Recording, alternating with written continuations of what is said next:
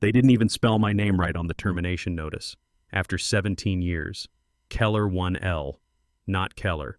Not the man who built half their network, recovered their systems from the blackout crash of 2011, and wrote the manual they still use for onboarding. Just Raymond Keller. A typo. One careless keystroke told me everything I needed to know about how they saw me now. Bryce slid the folder across the desk like he was handing over a menu. He didn't look up. Beside him, Linda from HR perched stiffly in her seat, her smile too practiced, her eyes too rehearsed. A third person sat silently in the corner, legal. Maybe I didn't ask. We're restructuring, Bryce said, the words coming out like pre-chewed gum. It's a strategic pivot. Your position's been reevaluated as no longer aligned with our future direction. That's what they're calling it now, misalignment. I nodded once. Just once. I didn't blink. Didn't speak. I reached for the folder, closed it without reading more than the heading, and slid it into my worn laptop bag. A bag I'd carried since 2008. No questions, no protest. I stood slowly like I had all the time in the world and adjusted the strap over my shoulder. Bryce finally looked up. His eyes flickered. He'd expected tears, or shouting, or begging. He didn't know me. Outside the office, the air felt heavier. Or maybe I was finally feeling it, the weight of being erased. The floor was too quiet for 9 a.m. Cubicles hummed softly with the glow of monitors and the quiet thud of keystrokes. Nobody dared to make eye contact as I walked past. A few glanced, then quickly pretended to read non-existent emails. I didn't blame them. I'd trained half of them, taught them how to query the old Oracle databases when the cloud went down, sat with them during coffee breaks, shared my daughter's graduation photos in the break room. And now I was radioactive. I reached my desk, fourth floor, northeast corner, beside the window with the leaky seal. On good days, you could see the skyline. On humid ones, just fog and condensation. My chair creaked the same way it always had. My keyboard still had the faded N key from that time I spilled coffee and tried to clean it with an old toothbrush. The cactus on my shelf leaned a little more to the left than usual. I touched the soil, bone dry. I had 3 personal items worth packing. A framed photo of Lily, my daughter, on her 10th birthday, holding a science trophy twice her size. A ceramic mug that reads "World's Okayest Dad." The handle was cracked but still hanging on like me. And a small brass compass. A real one, not decorative. It had belonged to my grandfather, a Navy engineer. He used to say, "When you don't trust the map, follow true north." I put the items gently into the bag. Around me, no one spoke. The silence said everything. Bethany from marketing appeared at the edge of my cubicle. Her lipstick was slightly smudged, like she'd applied it in the elevator. "Ray," I just heard she said, barely above a whisper. "They're doing this?" I nodded. "This is insane," she said, eyes darting toward the hallway. "You practically built this floor." "It's not about building," I said quietly. "It's about replacing." Her lips parted as if to say more, but then she stopped herself. She touched my shoulder briefly, then turned and walked away. I paused a beat, then stood. Across the room, I saw Bryce watching. He wasn't even trying to hide it, just standing outside his office like a mall cop, arms crossed, pretending this was routine. I walked past him without breaking stride. His face didn't register anything, not victory, not regret, just vacancy, like he'd already filed me under past. Down at reception, Tanya looked up as I handed over my badge. Her eyes flickered, confused. "Effective immediately?" she asked. "Apparently," I said. She hesitated before sliding the plastic card into a drawer. "You were always decent, Mr. Keller," she said. "Some folks upstairs forget fast." I gave her a small nod and stepped outside. The Atlanta sky was overcast, low, and indifferent. A breeze moved through the parking lot, carrying the scent of fresh mulch from the landscaping crew that always showed up late. I walked to my car slowly, like someone leaving a funeral. I sat behind the wheel for a long time without turning the engine on. Through the windshield, I looked up at Stratton Systems' 12 stories of brushed glass, artificial light, and endless backlog tickets. I had started when it was 2.5 floors in a shared tech park near Buford Highway. Back then, we were fighting to keep the lights on, literally. Servers overheated weekly. Payroll ran on Excel. My first desk was wedged between a broken printer and a stack of unused routers. My first day, I stayed till midnight because someone forgot to test the off-site backup system, and the entire billing database went down during a client pitch. I patched it. Nobody asked me to. I just knew how. That was what I did for 17 years. I just knew how. And now I was just gone. I reached over and popped open the glove box. There it was, a small black USB drive on a keyring. Ordinary to anyone else. But I had always called it my insurance policy. Technically, company policy forbade taking anything off-site. But years ago, after a phishing incident exposed client information, I was asked by legal to create an early warning protocol. Forensics, logging, backups. I explained I'd need mirrored data off-network for real audit capability. They agreed. Signed the waiver, then forgot. But I didn't. I'd kept everything. Meeting recordings, admin logs, change histories, access records, emails that were never supposed to be seen. Because while they were congratulating themselves on going agile, I was quietly noticing who was disabling audit trails, who was quietly modifying approval flows. I had seen enough to know something rotten had started to grow inside Stratton, and I had started digging. Not for revenge, not then, just curiosity. And now they'd let me go, without revoking half my old credentials, without collecting my devices, without checking what I might have noticed. They had no idea what they'd just done. I stared back at the building, now gleaming with false pride in the morning light. To them, I was just a laid-off IT guy, disposable, replaceable. But they had fired the man who built the vault and still held the only spare key. I started the car. Wednesday would be interesting. Most people in that building thought I was just quiet, not shy, not awkward, just there. The guy who fixed things without being asked. The man who didn't speak unless something was broken, and even then, only to tell you it was already handled. They weren't entirely wrong. I had always believed in letting my work speak for me. The problem was, somewhere along the way, people stopped listening. That's the thing about quiet men. They become invisible, and invisible men see everything. I drove home with the windows down. October wind brushed past my temples, taking something with it. Maybe the last bits of loyalty I hadn't yet admitted were gone. Our house sat near the end of a dead-end street in East Marietta, tucked behind a line of stubborn pine trees that hadn't bowed to any storm in 30 years. The same couldn't be said for me. Andrea's car was already in the driveway. She always got back from her teaching job by 3:30 unless it was parent-teacher conference week. I checked the time. 3:47. She'd know something was off. The garage opened slowly, humming the same tired note it had for 15 years. I parked, shut the engine, and sat in silence for a moment, letting the radio keep whispering to no one. Inside the house smelled like coffee and lemon cleaner. Andrea was standing at the kitchen island grading papers with one hand, sipping tea with the other. She looked up. I must have worn it on my face. She didn't ask. She just set the pen down and quietly poured another cup.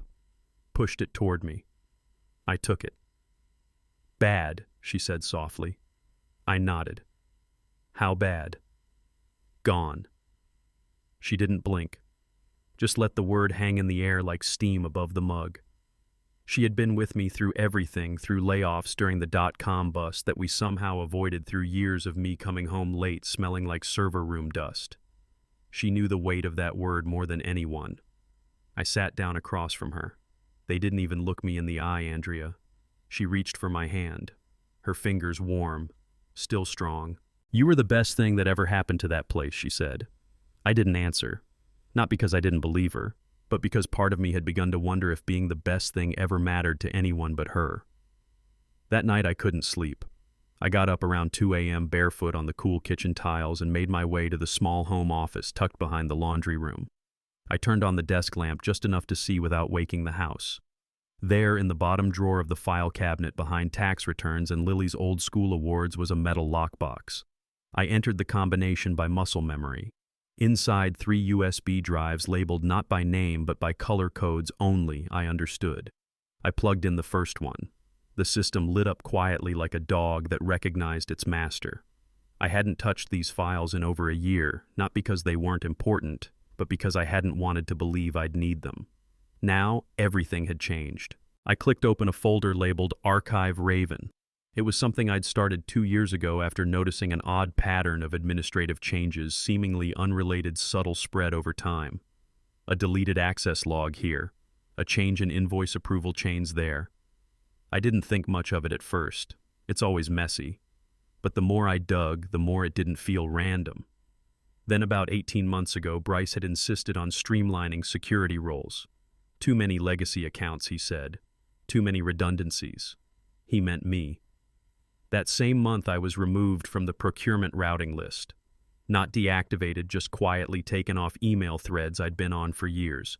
Vendor renewals, infrastructure orders, license extensions, suddenly I saw none of it. They said it was a permissions sync issue. I didn't argue. I just watched and logged everything. Because while they were working around me, I was already working through them. A week later, a new name appeared in the system, Westbridge Digital Consulting. No prior record, no contract documentation I could find. Just invoices, clean processed paid. I ran the address listed on their website. It was a shipping mailbox at a strip mall near Chattanooga. At first I thought it was laziness, sloppy record keeping, until I ran the domain registration. The site was built 4 days before the first invoice. The billing contact an encrypted Gmail, but linked through a string of unwashed metadata to a LinkedIn profile belonging to Jonathan Pierce, the cousin of Howard Briggs, our CFO. That was the moment I stopped being curious and started being cautious. The next morning, Bryce summoned me into his office. That was unusual. Most conversations between us were hallway nods or curt emails. He smiled too much that day, asked if I'd be interested in reskilling into a support advisory capacity, something more aligned with evolving tech stacks. I asked what would happen to my current responsibilities. We're decentralizing, he said. That's when I knew. I wasn't being moved. I was being removed. So I smiled, said I'd think about it, and went home that night to start building a mirror of the infrastructure they thought only existed inside those 12 floors. Every backup protocol, every change log, every vendor registration. They thought I was just a systems engineer. What they never understood was that I had quietly become the system. I remember one Monday morning about a year ago. I came in early as usual. The coffee machine hadn't even warmed up yet. The system was down, not dramatically, just sluggish.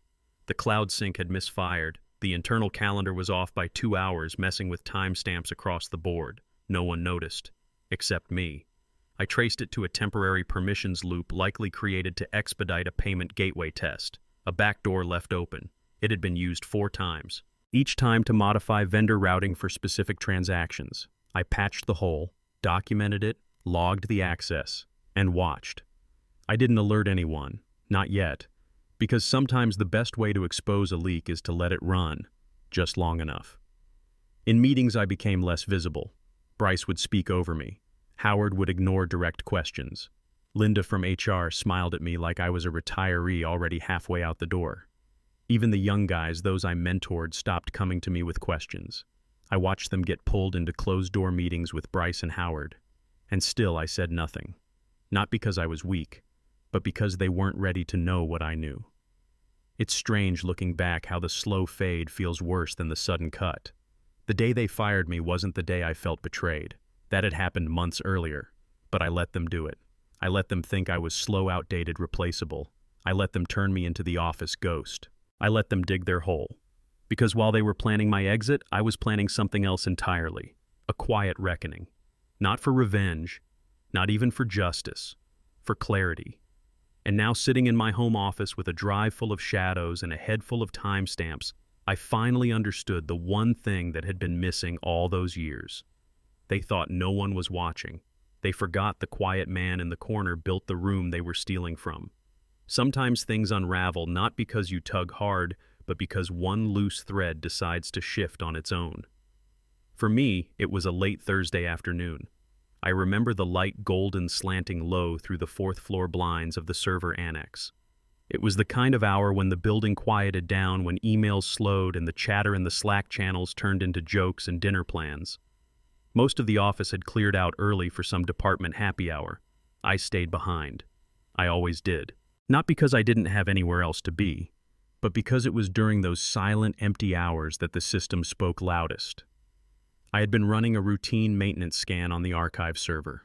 Nothing exciting, just checking integrity logs, watching for redundancy errors. 99% of the time it was mindless work. But that day something blinked. A set of vendor invoices didn't reconcile. It wasn't the amounts, they were consistent. Too consistent. Perfect numbers. Always rounded. No variance. No late adjustments. That's what caught my eye. I opened the entries. The vendor was listed as Nexa Point Solutions LLC. I frowned. I'd never heard of them. Not on our preferred vendor list. Not in the legacy records. Not in the post-acquisition contracts folder, which I maintained personally until the month before. Curious, I checked the earliest entry. It dated back 12 months. A $6,200 payment labeled Infrastructure Optimization, Phase 1. I pulled up the corresponding project ID. It didn't exist. The next invoice was for $7,800, then $9,100. Each month a little higher. Each entry more vague. Performance enhancements. License streamlining, network efficiency consultation, meaningless phrases designed to pass through automatic approvals. I opened a new spreadsheet and began logging them manually. 17 payments, all within a perfect rhythm. The increases were subtle, never enough to raise flags. Each was approved by a junior finance officer under Howard Briggs' department. I checked the domain registration for NexaPoint, registered 13 months ago. Business address, a UPS drop box on the south side of Decatur. I leaned back in my chair, the leather sighing under my weight. There it was, the first cut in the thread.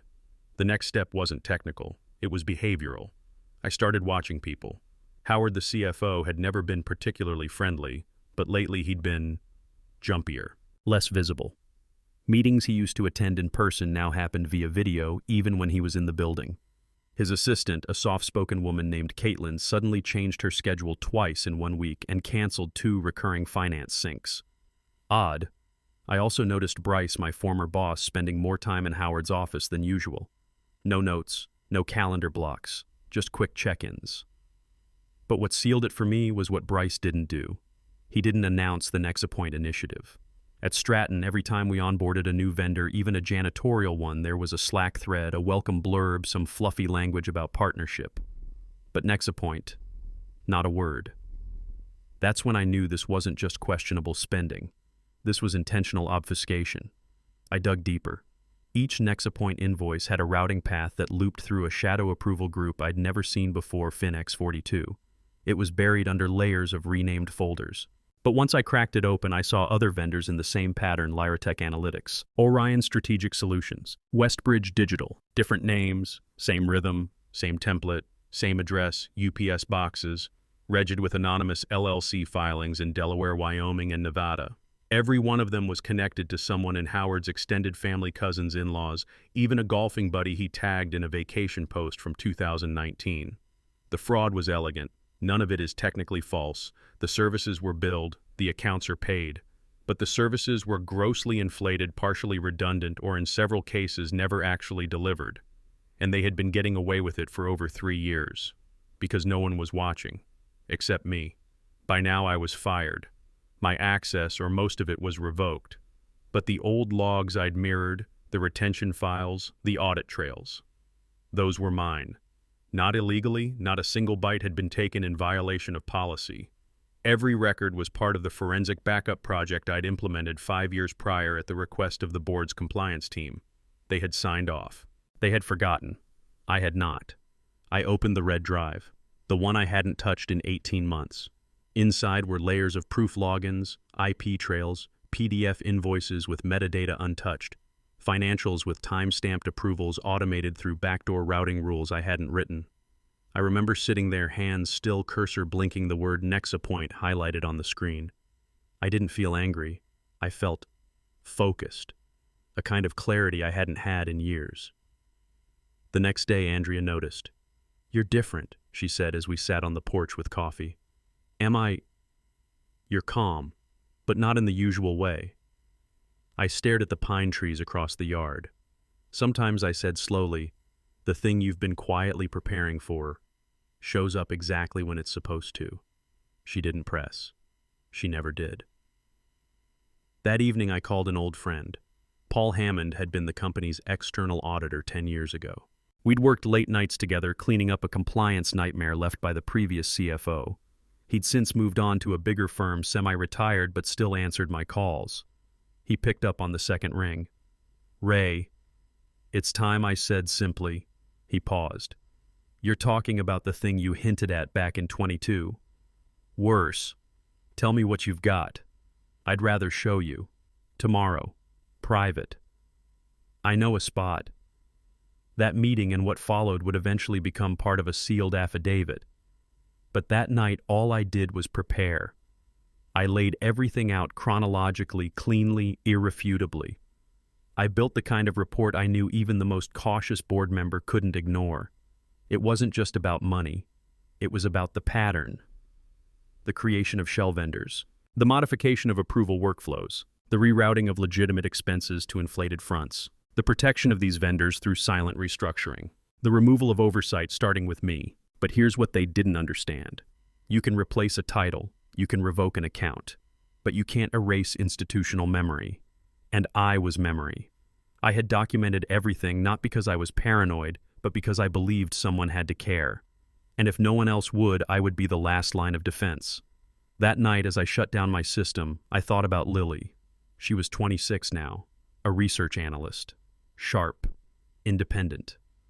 I hadn't told her I'd been fired yet. I didn't want her to worry.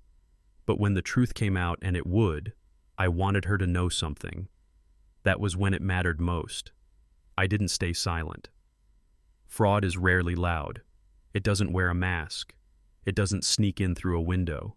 It walks in through the front door wearing a tie and a wedding ring. The day after I met with Paul Hammond, I sat in my home office with a thermos of lukewarm coffee, my brass compass sitting on the desk beside me, pointing nowhere useful.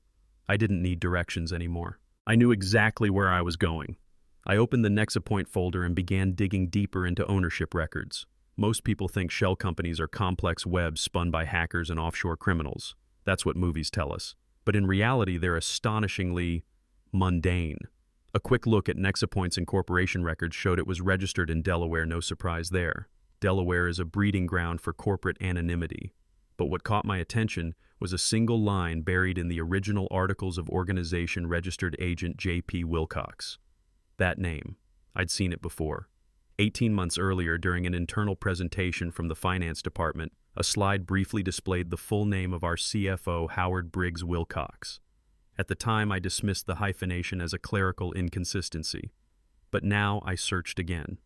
Howard Briggs, according to his old LinkedIn profile, had a sister named Patricia Wilcox, married name. And Patricia had a husband, Jonathan Peter Wilcox, J.P. Wilcox, the registered agent, the signature on every vendor file. I froze the screen. My eyes stayed fixed on that name. They weren't just stealing, they were stealing together. This wasn't one man gaming the system. This was a network run by family, protected by silence, shielded by structure. I pulled out a notebook and started sketching the connections. Nexapoint Solutions, owned by J.P. Wilcox, brother-in-law to Howard Briggs. Lyratech Analytics, registered to a Shell holding group in Wyoming, holding company run by Patricia Wilcox. Orion Strategic, LLC address linked to a cabin rental business owned by a cousin of Patricia. It was like pulling at weeds and finding the entire root system buried under your feet. Each company billed Stratton for consulting digital analysis and efficiency reporting. Each used similar language. Each increased its invoices over time, carefully, slowly. Never enough to catch automated audits, but enough to drain thousands per month. The trail led to one final name, Riverstone Digital Partners. It had shown up only twice in the logs, small amounts $2,500 and $4,100, but the metadata said otherwise. The remittance email automatically generated and stored in our finance server was CC'd to an address ending in @brightstrategy.consulting. That domain, registered by someone named Logan Bryce. Bryce, as in my former boss. I triple-checked. It wasn't his direct email, but the recovery contact listed for the domain was his work number. The pieces clicked into place like a safe opening. Howard wasn't working alone. Bryce had been looped in. And now I understand the whole plan. They didn't just want me gone because I was legacy or inefficient. They wanted me gone because I knew too much, or rather because I knew where to look. Their first mistake was underestimating how much I had already seen. Their second was not cutting me off fast enough. But their worst mistake, they thought I wanted my job back. They thought this was still about me. I stared at my screen for a long time. I thought about how many holiday weekends I'd skipped to finish server migrations, how I once fixed a critical outage from a hospital bed while waiting for a minor procedure, how I'd trained the very people now forwarding emails to cover their tracks. I thought about Lily, how she once asked at 13 why I didn't get mad at work like other dads. I'd smiled at the time, told her anger wasn't useful in my line of work. It wasn't. But clarity was, and I'd never been clearer. I spent the next 3 days assembling the master file. Every payment, every approval trail, every ownership link, screenshots, metadata routing logs, and a timeline of role changes across IT and finance. I built a visual map node-based of the entire Wilcox-Briggs web. Nothing speculative, no assumptions, just hard links. I even included a breakdown of how Stratton had paid nearly $3.9 million in inflated consulting fees over 30 months, most of it going to addresses tied to relatives of a single executive. On page 27 of my report, I included a quote from Howard Briggs at the last company town hall. "Transparency is the foundation of resilience." I highlighted it in yellow. Let the board see the irony. But I wasn't done. I drafted a controlled leak. An anonymous email constructed with care addressed to Bryce CC'd to Howard and the finance director but blind copied to no one. Subject discrepancy in vendor onboarding, immediate attention required. The body included vague references to multiple vendor overlaps, billing inconsistencies, and a pending inquiry from compliance review. It was bait. And within 3 hours it worked. Bryce called twice. I didn't pick up. Howard emailed directly from his personal Gmail asking what I believed I had discovered and if we could clarify privately. I responded in 5 words: "I've only begun organizing files." Silence. Then the real call came, not from them, but from Linda in HR. She sounded shaken. "Raymond, I was told to remind you about the NDA you signed." "I didn't sign anything," I said calmly.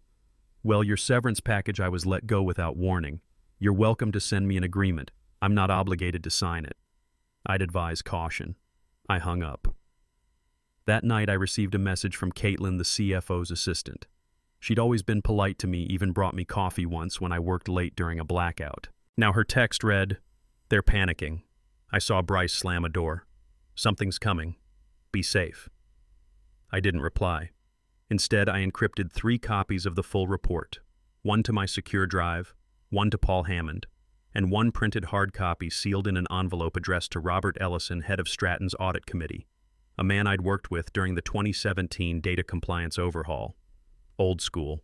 No tolerance for excuses. I knew he'd read every page. The morning I dropped the envelope into the express courier box, I felt something shift. It wasn't a victory. Not yet. It was something closer to momentum. That afternoon, Andrea found me in the garage, standing over the workbench, staring at nothing. She leaned against the doorway. "You look like you're waiting for something." I nodded. "I am. Still don't want to burn it down." I looked at her, smiled slightly. "No, I want them to burn it themselves." It started with a subject line. No threats, no accusations. Just a whisper in a hallway full of closed doors. Subject: financial irregularities. Internal inquiry suggested sent at precisely 9:15 a.m. Wednesday. From a forgotten internal address, one I had created years ago during phishing simulations, ER systems at intrastratton.net. Technically not part of any distribution list, invisible to most filters, but authenticated, routed through an internal-looking subdomain, just enough to look real to those not paying attention and terrifyingly real to those who were. The message was brief, clinical. Recurring vendor discrepancies discovered in digital financial archives. Timeline and routing indicate a pattern consistent with deliberate inflation. Recommend immediate audit to prevent external exposure. No attachments, no full names. But I included one very deliberate breadcrumb: invoice, number X72813. Nexapoint Solutions, May 17th. Enough to show I knew, but not enough for them to know how much. At 9:41 a.m., my phone rang. Bryce. I let it go to voicemail. "Raymond, we need to talk. I don't know what this is, but let's not escalate. Call me, please." At 9:52, a second call, this time from Howard. Didn't answer. At 10:10, I received an email from Linda in HR, the one who couldn't look me in the eye on my last day. We've been made aware of communication that may breach your separation terms. Please refrain from contacting current employees and remember your signed confidentiality clauses. Except, I hadn't signed anything. Not a release. Not an NDA. Not even the severance terms they rushed to email me the night they kicked me out. I clicked reply, then paused. No. Not yet. They were expecting panic. What they weren't expecting was patience. At noon, I drove to my bank in Buckhead, opened the safe deposit box I'd rented under my grandfather's name 2 years earlier, a precaution I never expected to use. Inside was an older backup, raw logs, original policy sign-offs, a hand-signed copy of the off-site data retention memo signed by the then chief compliance officer, now retired, and tucked inside a flash drive labeled in my handwriting, Contingency Level 3. This drive held the logs that proved Howard had personally requested changes to the vendor routing tables starting exactly 2 weeks before Nexapoint's first invoice. He'd used an old admin credential one that was supposed to have expired. He'd never revoked it. Sloppy, desperate, and now documented. That night I received a message from Steven, one of the junior engineers I'd trained. They're scrambling. Emergency meetings. Everyone's scared. What's going on? I typed one line in reply, don't get involved, just watch. Thursday morning I made a pot of black coffee and sat down at my desk. This time I wasn't reviewing logs. I was building a timeline, day by day, action by action, invoice by invoice. I matched vendor payments with calendar changes, budget increases with the meeting notes. And then I found it. In an archived project folder labeled Digital Evolution Strategy, a proposal slide deck created by Bryce outlines external modernization partners. One slide included a consulting firm, Riverstone Digital Partners, the same name connected to the burner domain I traced to Bryce's work phone. But more damning. The next slide showed a proposed security realignment listing key roles to be phased out for cloud-native compliance. My name was there, under a column labeled Legacy Resource, Scheduled Decommission. They hadn't just fired me, they had planned it step by step as part of a cover-up. By 2 p.m. I had everything I needed. I could have sent the report then. Could have blind emailed the board, called a reporter, walked into the building with a file folder in each hand. But that would have made it personal.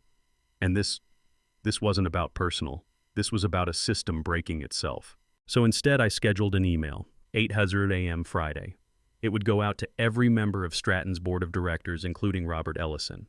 The email would contain a 36-page PDF titled Audit Trail, Executive Vendor Fraud, a visual map of financial links between Howard's family and the shell companies, IP logs and access history tied to Bryce's credentials. A final page listing recommended external agencies for escalation: IRS, SEC, and DOJ. At the bottom, a single line sent by Data Protection Policy, STR 406B subsection 8, fraud reporting by former authorized staff. That night, Andrea came into the office and leaned on the doorway watching me. "You're ready." "I am." "Want to talk about it?" "No." She crossed her arms. "Do you feel better?" I thought for a moment. "I feel necessary." At 7:58 a.m. Friday, I sat on the porch, coffee in hand, watching the light filter through the pine trees. At 8:00 sharp, my scheduled email launched. I didn't check to see if it sent. I didn't refresh my inbox. I didn't wait. I just let go. At 8:17 a.m., my phone buzzed. Unknown number. I let it ring. 8:23. Another call. Then a third. And a fourth. Then came the texts. "Ray, what did you do?" "Bryce is locked in his office. Howard is calling legal." They pulled everyone into the boardroom. At 9:07 a.m., a text from Stephen Police just arrived. I didn't smile. Not yet. Friday, 10:42 a.m. The wind shifted. It wasn't visible, not in the trees, not in the sky, but I felt it. In the way silence suddenly became alert. In the way the phone stopped ringing and started vibrating instead. A subtle difference. But I'd lived my whole life noticing things others missed. I stepped back into the house. Andrea was on a Zoom call, headphones in, nodding slowly as if the world outside was still normal. It wasn't. I walked to the office and sat down at my desk. The screen woke up instantly. No passwords, no biometrics. just readiness, like it had been waiting. I opened a secure browser and navigated to a company test environment I'd created years ago back when we needed a sandbox for cybersecurity simulations. Most test accounts had been decommissioned, but not mine. SysArcade Legacy. It was built into the training architecture, not visible from the main user list, exempt from automatic lockouts. Nobody remembered it. Nobody revoked it. I logged in. And just like that, I was inside again. Not as an employee, as a ghost in the system. I didn't go through the front door. I accessed the mail server directly. From there, I scheduled a second email, this one not anonymous, not subtle, from my name. Subject line, to the board before you approve Q3 bonuses. Read this. Delivery time 8:00 a.m., Monday. No attachments this time. Just a link to a secure external folder password protected containing every single file, document, log, and visual I had built over the last 11 months. I included one more thing, a 90-second screen recording showing Howard's credential being used to approve Nexapoint payments while logged into a VPN from his private beach house in South Carolina on a day he claimed to be at a finance offsite. Then I logged out, closed the system. For good. At 12:05 p.m., I received a knock at the front door. Andrea answered. She came back with a note in her hand. He didn't give his name, she said. Just handed me this. It was handwritten, slanted letters, ink pressed hard into cheap stationery. Let's talk. It doesn't have to go this way. H. Howard. I folded the note once, then tore it in half. At 2:00 p.m., news began leaking onto business forums. Someone at Stratton had tipped the press. The headline was cautious at first, unconfirmed internal investigation underway at Stratton Systems, sources say. But within the hour, another headline appeared, Stratton CFO under scrutiny amid alleged vendor fraud. No names yet, but that wouldn't last. By 3:15 p.m., Robert Ellison called. I picked up this time. Raymond, he said, you lit a fire. You read the report twice. He paused. It's worse than I imagined. I know. Bryce is denying everything. Says it's an orchestrated smear. Howard isn't answering questions. We've suspended both of them. Indefinitely. And the board. He exhaled. They want to meet you. Officially. Saturday, I received a FedEx envelope. Inside was a formal letter from Stratton's board. We respectfully request your presence at the upcoming emergency board session Monday 10:00 a.m. to discuss your findings and proposed steps forward. Under that, in Robert's handwriting, they finally understand who they were dealing with. Sunday passed quietly. I spent most of it on the porch. Andrea joined me after dinner, barefoot, wine in hand. You look peaceful, she said. You're not angry anymore. No, I said. I'm patient. She leaned into my shoulder. We didn't talk about the emails, or the board, or Howard. We just watched the sun go down behind the trees. For the first time in years, I felt weightless. Monday, 8:00 a.m. The final email was sent. 10 board members, 1 secure folder, 42 exhibits. I didn't include any message this time, no explanation. They had had enough. At 9:32 a.m., Stephen texted, police are here. Bryce and Howard are in separate rooms. Phillips too. Everyone's frozen. What did you do? I didn't reply. Monday 10:03 a.m. The elevator opened with a soft chime. I hadn't been on the executive floor in my entire 17 years at Stratton. I never needed to be. My work lived in the basement rooms with humming servers behind screens no one else cared to read. Now I stood beneath a chandelier that cost more than my annual bonus, staring at a hallway lined with framed mission statements and corporate awards I had never been part of. A young assistant approached. She couldn't have been older than Lily. Mr. Keller, she asked. I nodded. They're waiting in the boardroom. Of course they were. 10 people sat around a walnut table so polished it reflected the lights above. At the far end, Robert Ellison gave me a quiet nod. Next to him sat the interim CEO, previously the COO, a woman named Sandra Vaughn. I remembered helping fix her VPN once back when she was a mid-level ops manager. Now she looked like she hadn't slept in 2 days. Mr. Keller, she said, folding her hands. Thank you for coming. I sat. Slowly. Quietly. She cleared her throat. The information you provided is staggering. The board is still processing the full scope. Forensic accountants are already reviewing financials, but initial estimates suggest over $5.2 million diverted. Still, I said nothing. We've suspended Howard Briggs, Bryce Lang, and Jason Phillips pending investigation. All three have retained counsel. Phillips claims ignorance. Bryce is less cooperative. I waited. Robert spoke next. Raymond, let me be blunt. What you did silently, methodically saved this company from collapse, from legal disaster, from public disgrace. He leaned forward, voice lower. You saw the fire coming and handed us a map while we were still playing with matches. The room fell quiet. Then Sandra continued. We'd like to offer you a newly created position, Chief Integrity Officer, executive rank, full authority to audit every department, independent budget, direct reporting line to the board, no layers, no filters. She slid a folder toward me. Inside the offer, salary, benefits, authority, and at the bottom my name. Spelled correctly this time. I looked at it for a moment, then closed the folder. My conditions, I said quietly, placing my envelope on the table. Inside were 3 pages, full audit access past and present, unrestricted control over vendor onboarding systems, veto power on any technology or finance decision that crossed a certain threshold. Sandra's eyebrows lifted. This is unusual. So was embezzling $5 million, I said. Silence. Robert broke it with a chuckle. You have until noon, I added, standing. I have other offers. I walked out without another word. Back down the hall. Back into the elevator. Back into my rhythm. At 11:47 a.m., my phone rang. They'd accepted every condition. 3 days later, I returned. Not as a man crawling back.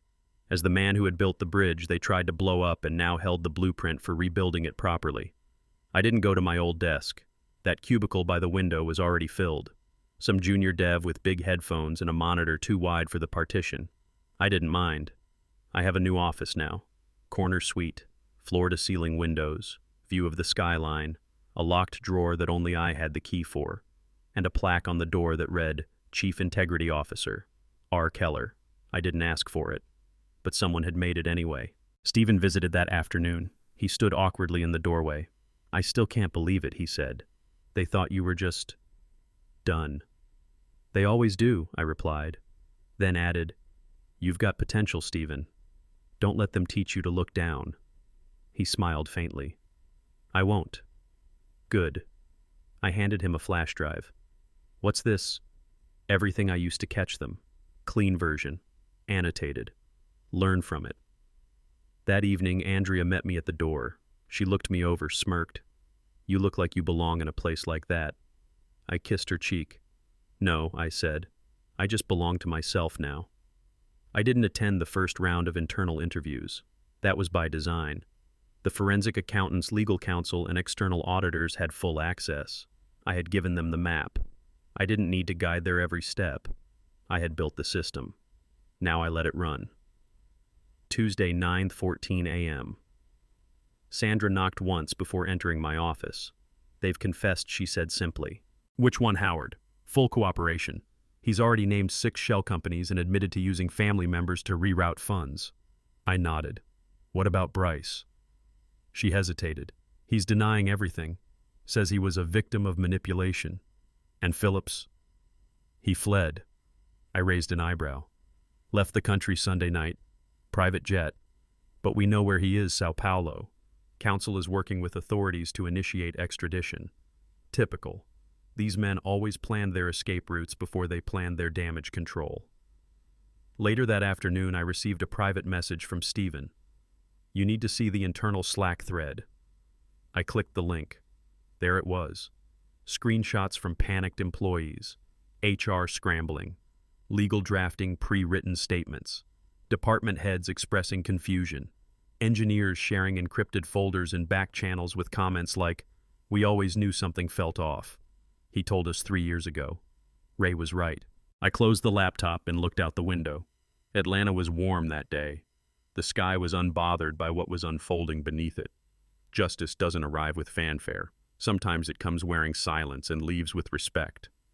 By Thursday, Stratton Technologies had released a formal internal bulletin, effective immediately. Mr. Raymond Keller has assumed the role of Chief Integrity Officer, reporting directly to the Board of Directors. An independent investigation has confirmed systemic misuse of corporate funds by former executives. Legal proceedings are underway. The company expresses deep gratitude to Mr. Keller for his integrity, diligence, and unwavering service. No mention of whistleblower, no sensationalism, just facts. Clean, cold, professional. Exactly how I wanted it. That night, Andrea found me on the back porch again. "You're quiet," she said. "I always was." She handed me a cup of tea, sat beside me. "You don't seem satisfied." "I'm not here for satisfaction." "Then what are you here for?" I watched the shadows on the lawn stretch out and disappear into the dark, to make sure no one else has to carry what I carried alone. Friday came with consequences. Howard was formally indicted. Bryce was arrested at his home. Phillips's passport was flagged at Sao Paulo International. News outlets picked up the story. One headline stood out to me: Stratton, IT veteran, quietly exposes 5.2M, fraud executives fall like dominoes. I didn't read the article. I had lived it. Inside the office, things changed. Not overnight, but noticeably. People looked me in the eye again, not out of fear, but out of something rarer, respect. They passed me in the hall with nods, not whispers. The same engineers who once looked through me now looked to me. I didn't give speeches, I didn't host town halls, but I sent one email to the entire company, just one. Integrity is not an initiative. It's a position you hold whether or not you're being watched. No signature, no title, just words. That weekend, I finally told Lily everything. We sat at a diner, her favorite, the same booth we used to share when she was in middle school. She listened quietly, nodding, asking a few questions. When I finished, she said one thing: "I'm proud of you." And that meant more than the new title, more than the office, more than any number in a contract. It meant I hadn't become what they were. It was Sunday morning, no alarms, no meetings, just the sound of a distant lawnmower somewhere down the block and the soft clink of Andrea stirring her tea in the next room. The house was so quiet it felt like the air had weight. I sat by the kitchen window with a yellow legal pad, the kind I used to scribble on back in the early days before everything went digital. Back then, paper made thoughts feel real, traceable, harder to delete. Andrea glanced over from the living room where she was curled up on the couch with her book. She didn't ask what I was doing. We had reached a rhythm of silence that didn't demand explanation. It had been 3 weeks since the report. 3 weeks since I returned to Stratton, not as the discarded technician, but as the man holding the keys. And yet, despite the boardroom offers and the headlines and the arrests, something inside me still felt unfinished. Not unsettled, not bitter, just incomplete. Like the door had been closed but not locked. I flipped the legal pad open, wrote the word closure at the top, then stared at it for 5 full minutes. That's when I knew I wasn't going to find it there. Not in bullet points, not in court documents, but maybe in a final word. So I turned to my laptop, opened a new email draft, and typed slowly, not editing as I went. To Executive Team Audit Committee Legal Counsel, subject on integrity and the quiet things. I never planned to be here. I didn't spend 17 years at Stratton Technologies to catch thieves or build a new title or hold anyone accountable. I was hired to fix systems, and over time I became part of one that stopped asking questions. I was called legacy before I was ever called necessary. I was excluded before I was ever heard. And in my silence, I saw everything. Not because I was watching, but because no one thought I could still see. People don't set out to destroy the places they build. But when those places forget who built them, the rot begins, slowly, quietly, behind layers of process and performance reviews. You didn't just remove a man, you removed memory, context, judgment. And because of that, the cracks widened. I don't send this as a warning. I send it as a record, so that what happened here won't be rewritten as a footnote or worse, as a disruption we overcame. You didn't overcome anything. Someone just stayed long enough to pick up the pieces you didn't see falling. That someone was me. I'll be at my desk tomorrow, not because I want to lead, but because someone has to hold the line, until the day I'm not needed. R. Keller, I didn't proofread it, didn't style it, just hit send. No reply came. Not that day. Not the next. But that Monday morning, something shifted. In the hallway silence. In the way the new HR director, young ambitious, used to PowerPoint and culture surveys, stopped mid-step as I passed and said, "Mr. Keller, I read what you sent." I nodded. "Then you know where to start." She blinked. "Start what? Cleaning?" And walked on. At 10:30, Stephen came by. He didn't knock. Just lingered at the door like he always used to do when he had questions he wasn't sure how to ask. "I read it too," he said. I didn't answer. He stepped inside. "Look, I know I used to ignore the stuff you said about audit trails and log integrity, and well, honestly, I just thought you were overcautious." I finally looked up. "You weren't," he added. "You were the only one who took it seriously." I nodded. "You know what the first line of real security is?" He waited. "Boredom," I said. "Doing the tedious work that no one applauds." Stephen smiled faintly. "Then I guess I'd better get used to being boring. Start with the vendor intake policy. It hasn't been rewritten in 7 years. He nodded, took a seat, and pulled out his laptop. And just like that, I saw it. Not me. Not my legacy. But continuity. Someone else picking up a weight I'd carried alone for far too long. Later that week, I sat through a compliance workshop as a silent observer. Half the staff didn't know I was in the room. A junior associate stood up and said, "I just think the integrity stuff matters more than I realized." Someone once said, "Integrity isn't a checklist, it's a position." I recognized the phrasing. Not exact, but close enough. That was the moment I knew it had started to echo. Not as gossip, not as a legend, but as culture. Back in my office, I opened my email and stared at the inbox. Empty. Peaceful. No one was rushing to reply to what I had written, and that was fine, because I hadn't written it to provoke. I'd written it to anchor, to give the company something they could refer to long after I'd left. Not a statement, but a standard. That evening, Andrea and I went out to dinner, first time in months. Over grilled salmon and red wine, she asked, "Do you feel like it's over?" I thought for a moment. "No," I said, "but I feel like it's contained." She smiled. Contained is a good word. And I realized then I didn't need applause, or plaques, or reassurances.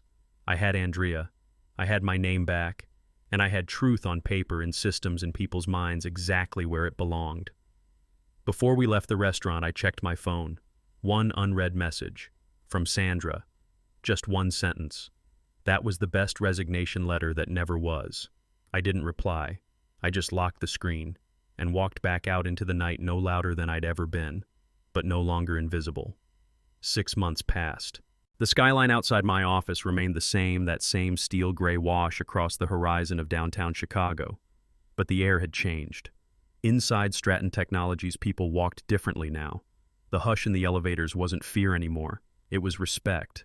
Not for me exactly, but for the rules, for the silence, for the system. We'd gone from reaction to reflection. It took arrests, indictments, losses, yes, but also it took someone who refused to look away, and when the storm passed, people started seeing again. On the glass wall outside my office, someone had mounted a plaque. I didn't ask who. It simply read, "Integrity isn't a policy. It's a position. No attribution. No signature." I walked past it every morning without stopping, but in my mind I always nodded. They tried to give me the company. Not in those words, of course. "Robert's retiring," Sandra said one Thursday. "The board wants to offer you the chair." She was standing in my office holding a manila folder like it mattered. It didn't. Not to me. "I'm not here to rise," I said simply. She waited as if I might reconsider, as if I needed time to calculate. But I already had. For years. I wasn't here to climb. I was here to guard. Some men are bridges, others are gatekeepers, and I'd already made peace with who I was. Instead, I recommended 2 names for succession: Stephen for systems oversight, and a woman from compliance who months ago had dared to challenge a vendor approval no one else questioned. Sandra blinked. "She's 29. I looked at her. "So was I when you first hired me." To her credit, she said nothing more. Maybe because she saw it too, the future wasn't about how long you stayed anymore. It was about what you noticed while you were there. In those final weeks before stepping back, I did something no one expected. I taught. Twice a week in the basement conference room, the one no one ever used because it smelled faintly of wet carpet. I held a private seminar called System Integrity and the Human Factor. No slides, no formal invites, no HR memo, just a short note on the internal server. If you've ever wondered why the quiet guy still comes in early, bring coffee and questions. Wednesday, 7:30 a.m., Lower B. At first, only Steven showed, then Bethany from marketing, then an intern from DevOps.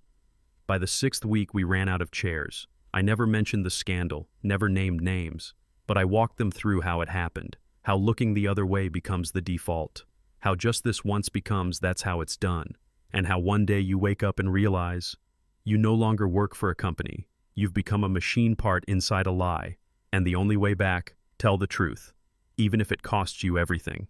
One morning after a session, I found a folded sheet of paper on my desk. No name, no initials, just a line written in sharp, upright strokes: I voted to remove you. I was wrong, that was all, but I read it 5 times. Not because I needed the apology, but because it meant someone had stepped outside their armor. And that mattered, more than any board title ever could. At home, things were gentler. Andrea had planted tomatoes again, said it was for the grounding. We no longer needed to talk about Stratton over dinner. The weight had shifted. But one evening, as we sat on the porch watching fireflies blink across the lawn, she asked, "Do you ever wish you'd just left?" I thought for a moment. "Every day," I said. Then after a beat, "And I'm glad I didn't." She smiled, reached for my hand. My final official day came on a Wednesday. I didn't make an announcement. Just emptied my desk into a small leather bag I'd had since 1987, left the cactus for Steven, and placed my badge on the desk like a bookmark in a chapter I no longer needed to finish. Before leaving, I walked through the building one last time, not as a farewell, but as a reminder, to myself, to the space, that I had been here, that I had held the line. In the lobby, the new receptionist, a young guy named Andre who always wore bow ties, waved at me. "I read your seminars on the archive," he said. "I think you're kind of a legend." I smiled. "Legends are people we forget to check on," I said. "I'm just a guy who stayed long enough to finish what he started." Outside, the wind was sharp but honest. I walked instead of calling a cab. Let the cold bite. It made me feel clean. As I passed the old Stratton warehouse, now a cafe called Blue Code, I paused. The original outline of Stratton's system still faintly clung to the brick like a scar. That's when it hit me. Some things vanish, some things fade, and some things stay buried until someone looks hard enough. When I got home, Andrea was waiting. She had 2 glasses of bourbon and something wrapped in linen.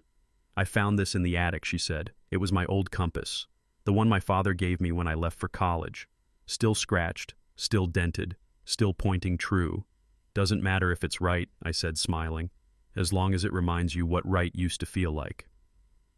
That night I stood out back, sky clear, air still, phone buzzed, a message from Steven. The new hire asked what makes a system truly secure. I said, "Not the code, not the policy, the guy who never looked away." I didn't reply, just looked up at the stars, quiet, unfailing, beyond edit or committee. And for the first time in years, I didn't feel forgotten. Not because anyone remembered me, but because I had left something behind. A bridge, a line in the code, a silence that would echo long after my footsteps disappeared from that hallway floor. Has this story stayed with you? Have you ever been erased yet? Walked away with your head held high? Leave a comment below. Like this video, if you've ever built something in silence. Subscribe for more stories about quiet strength, invisible injustice, and the kind of revenge no one sees coming but everyone feels. Because in the end, not all revenge needs to be loud. Some of it just needs to last.